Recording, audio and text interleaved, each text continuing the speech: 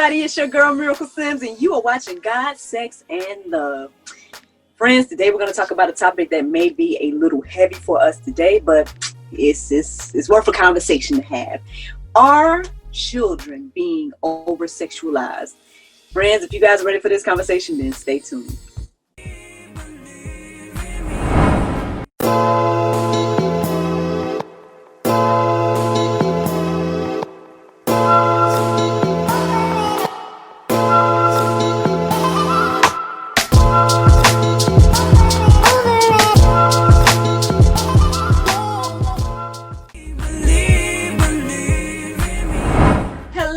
Welcome back to God, Sex, and Love. I have this wonderful panel with me today. Let's give it up for Miss Melva Witherspoon. Hey, girl, how you doing?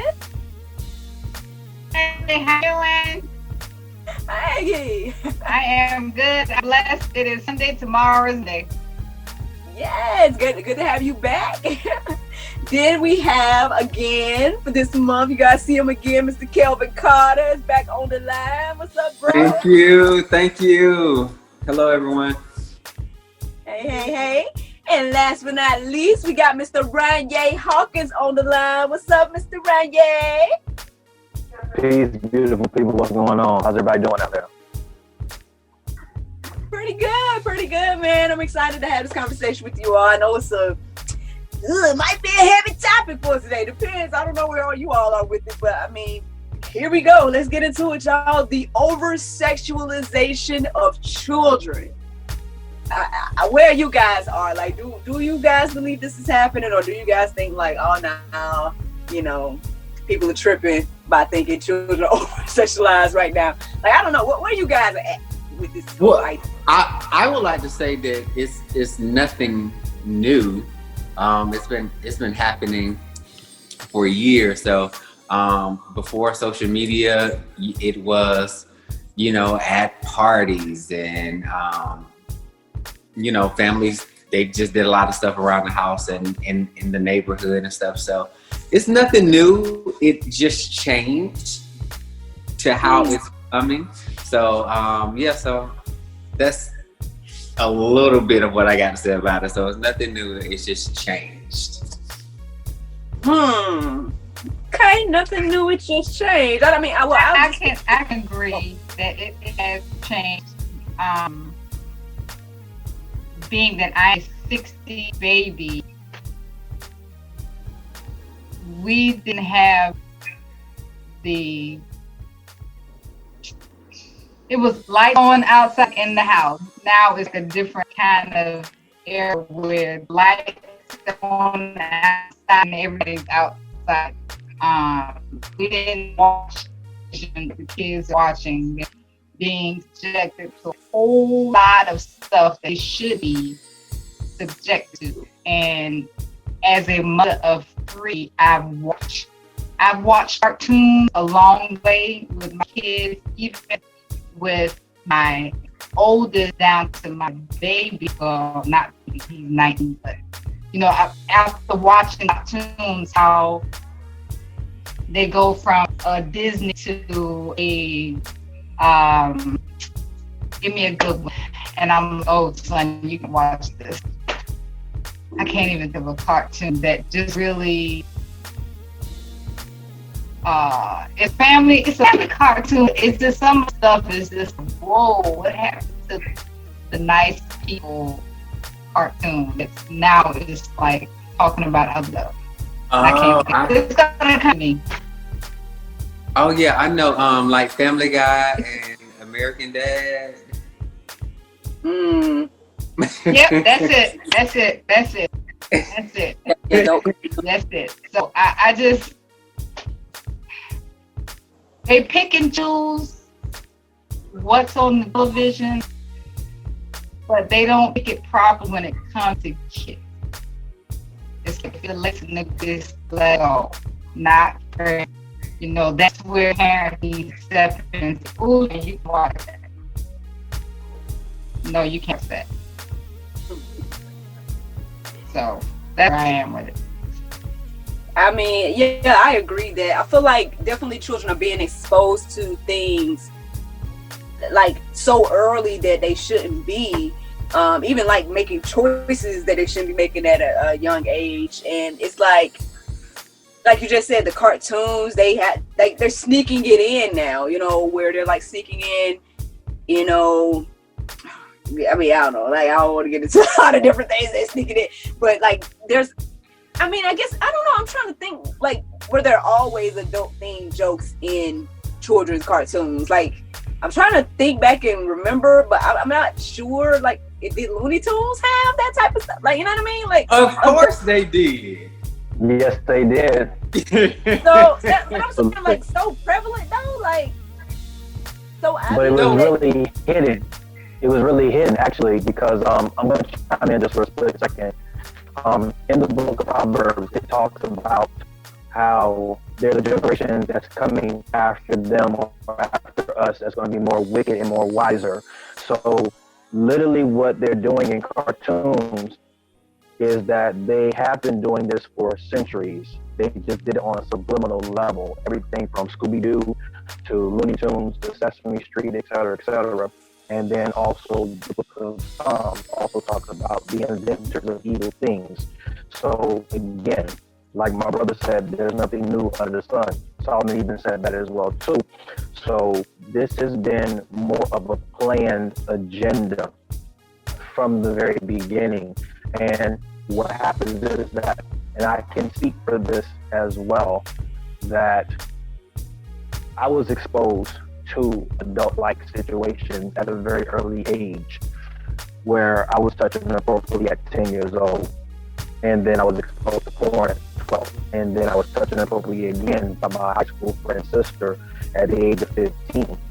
So all that counteracts is it's accelerating and speeding up the hypersexuality within young boys and girls and exposing them to adult-like situations that they should have never ever been exposed to because it's not the appropriate time. So again, the enemy has always been behind the scenes within the entertainment industry, especially within animation and cartoons and things of that nature. Everything from Beauty and the Beast, Lion King, just many different things that have always been in there, but you can't see it because they have always did it behind the scenes, behind the veil per se, but it's always been there. I mean, they even talked about Walt Disney as well and his lifestyle and how the way he was.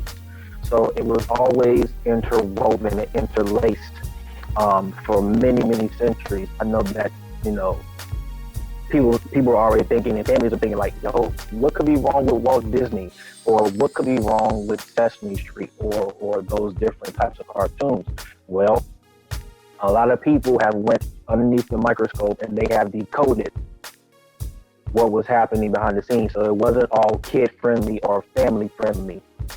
They played and laced those things in there so that the parent may not know, but if the child gets a hold of it, then it's going to start curiosity. And that curiosity accelerates, which makes the kid question what's really going on. And they may not ask the parent because the parent is the first teachers.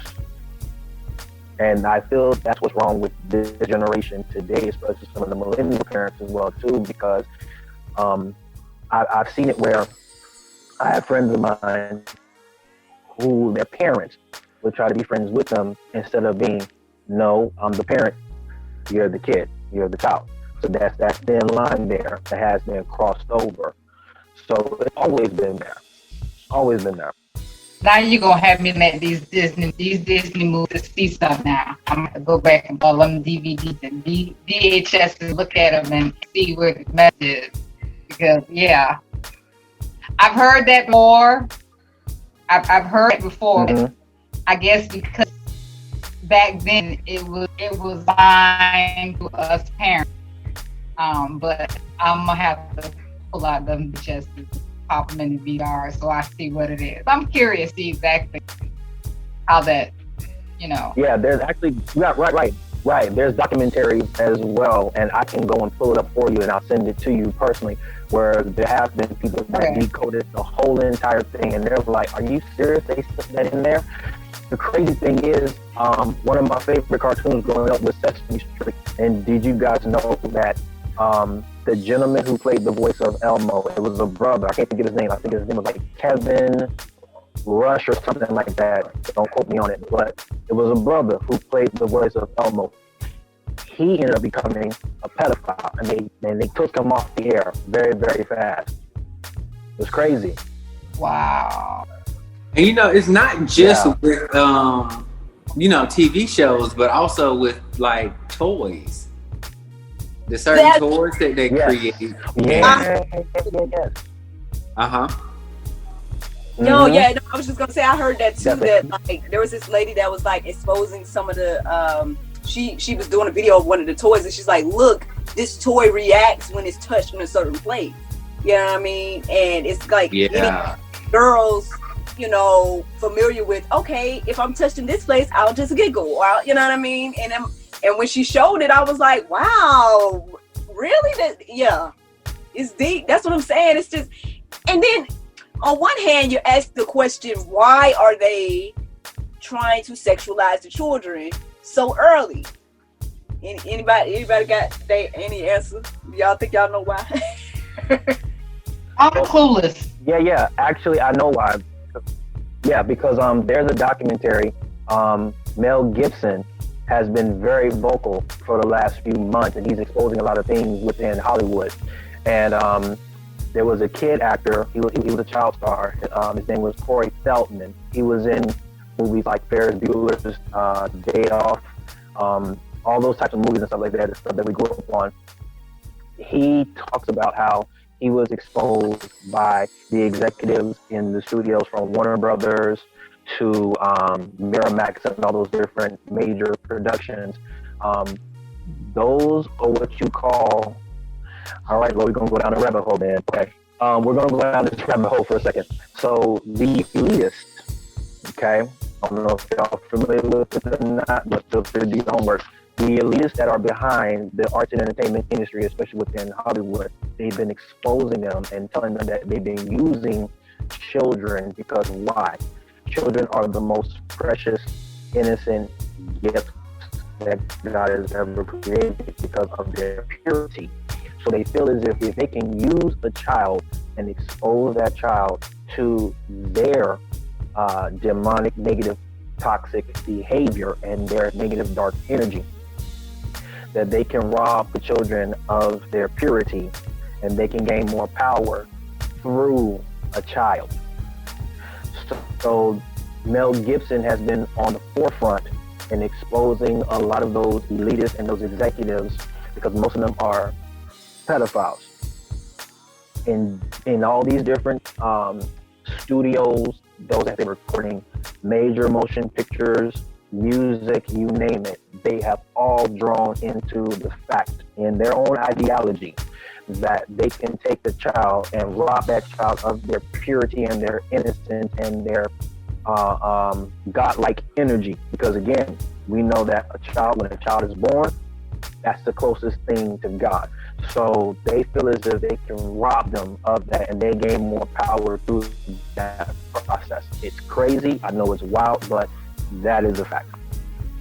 So I just have to add this. So I remember watching it was either a live on Instagram or some type of video. I don't know where it was from, but Bow Wow was stating that, when he came into the music industry, all of that stuff was there. So you seen all these women, all this drug was going on, and as a young man, he's seeing all of these other older guys, partaking in the women and in the drugs and stuff, and then he's noticing, okay, well, I'm in the same lifestyle. And so a lot of that has been pushed on him, which in return kind of molded him into the person he is today. And so you have those like, okay, well, I got to be out. I have to be drinking. I have to be having sex with all these women. I have to be trying certain drugs. And so it makes a lot of sense. So yeah, I now the bigger question is, what can we do to like kind of limit it? And I feel like it's going to have to come from big celebrities like Mel Gibson and some of those top artists to kind of like, hey, you know, enjoy your childhood. You'll get there when you get older. Yeah, I mean, I think I agree that, you know, we definitely need to do something because, like you both have already kind of pointed out, it seems as if this, I guess if you want to just call it demonic energy or whatever you want to call it, is just literally coming for children and their morals and values and things like that. And so, and that pretty much like you said with Bow Wow, just in a way like presenting this opposite lifestyle to not even really acknowledge morals or values or, you know, things like that.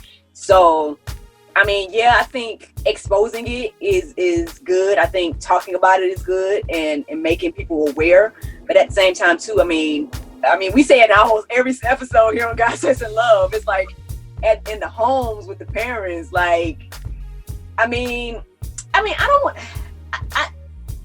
because I know kids eventually they're going to grow up and do whatever they do when they get older. But I feel like when you're instilling certain values and things in your child or teaching them, like I said, I mean, I know I talked to Mr. Bernier, with all the stuff that I've seen being exposed right now to even like kindergarten and even preschool, I'm sitting here like, well, dang, like when my kid gets 3, I'm going to have to tell him about sexual stuff and what the morals and values is, you know what I mean?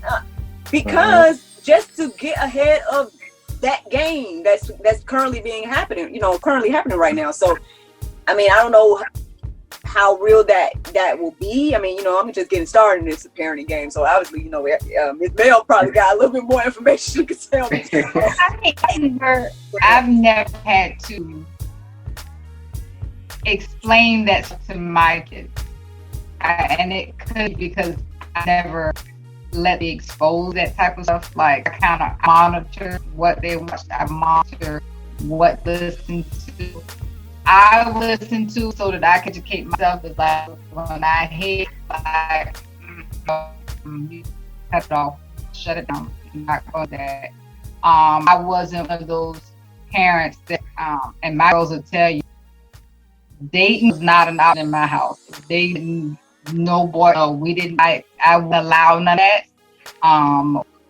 It was when you went to the prom, you better be back in the house by a certain time. And they only did that when they got to be a senior, junior. My oldest was she was a junior.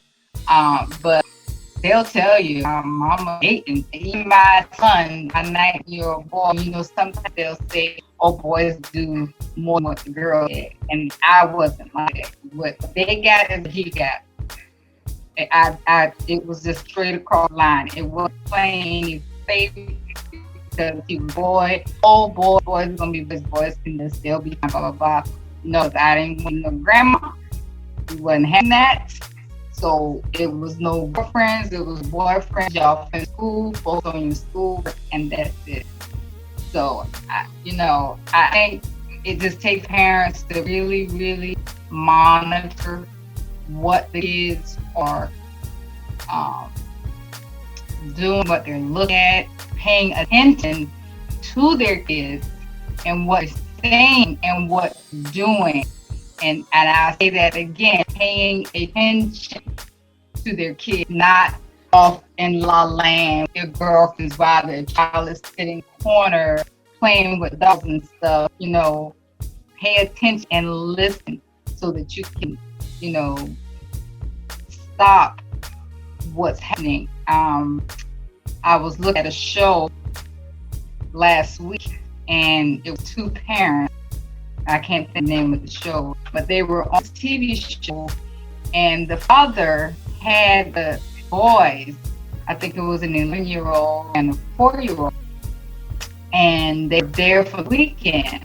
And it bothered me, really bothered me.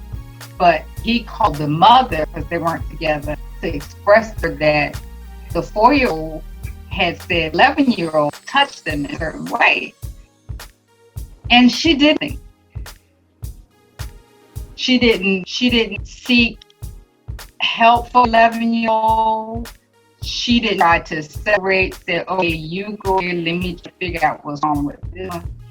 She literally grabbed all the kids, took them with her, and took them back. So she saw no type of help, and that just disturbing that you don't see some type of help for your oldest who know they're touching a younger one, because now this younger one has been exposed to something. Now it's just going to carry on because it's not, they're not paying attention. So yeah, it's just, that was heart-wrenching. That was heart-wrenching. Oh, wow. Yeah. So parents have to, like you said, pay attention. Also, they have to not allow a lot of other people to raise their kids like, okay, well, this is what it is. This is what needs to happen. And look, I know that's your auntie, I know that's your uncle, but this is what we're going by in this household. Yeah. Yeah, and I think, and even as you was talking to Ms. Mel, I was sitting here thinking, like, the other hard thing too is hearing about what the schools is doing. So honestly, I know everybody's in quarantine. I know virtual school is hard for a lot of parents and stuff like that. But honestly, this probably be happening for a real reason right now, because I don't know if you guys have heard all the stuff that they're exposing the kids in these schools now, where it's like, that's what I'm saying. Oh, are you talking about what they're exposing to the kids now over Zoom? Are they doing that too? I mean, and they still doing it over Zoom. I mean, I don't know. And it's crazy because I know I was talking to one of the educator. Okay, what you got to say? So I was watching. So I was scrolling on social media and I came across this video of this teacher, and she's talking with the board or superintendents or something, mentioning about how everything is going.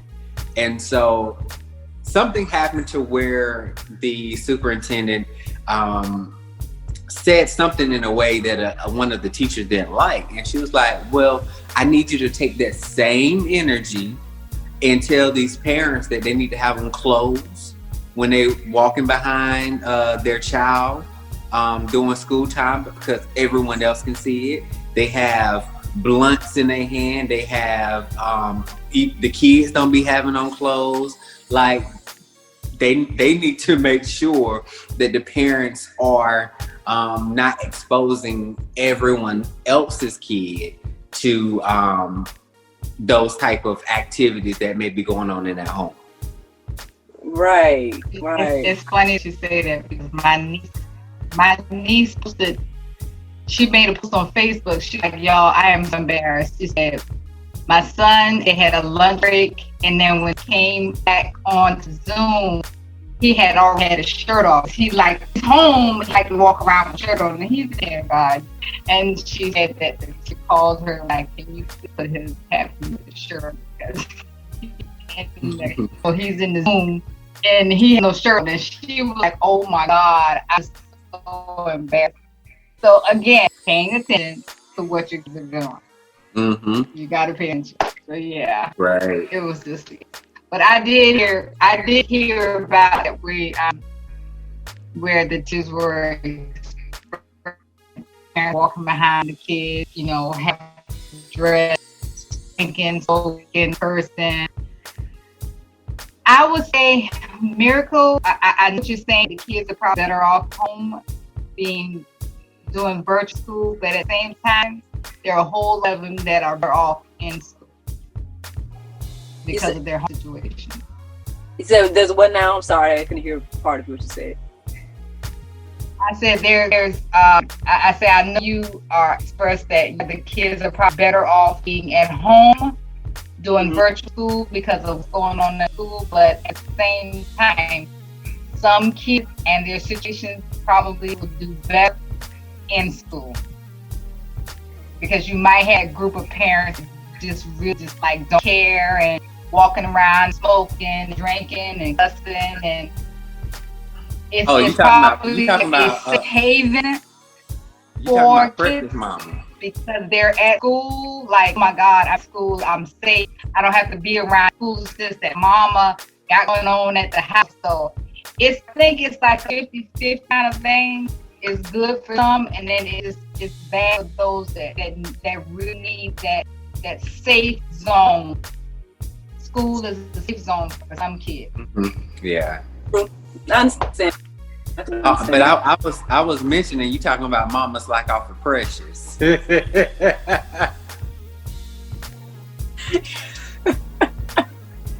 I guess so, bro. I guess so. Yeah.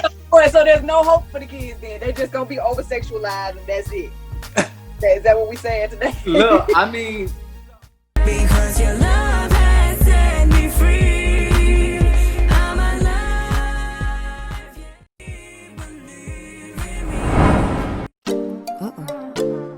There's no time to get my nails done. Oh, I know. I went to unwindselfcare.com and got my 100% nail polish strips.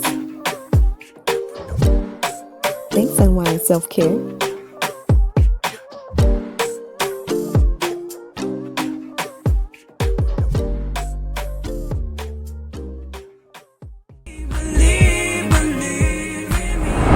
Thank you so much for watching God, Sex, and Love, and thank you so much to the panel for joining me with this conversation. As we can see, this is a serious issue that needs to be addressed, so don't be ashamed, friends. Go ahead and speak out. #save our children, because you guys see what this world we're living in. I mean, it's deep, but let's let the kids be kids. I mean, all right, y'all, have a good night. Bye-bye.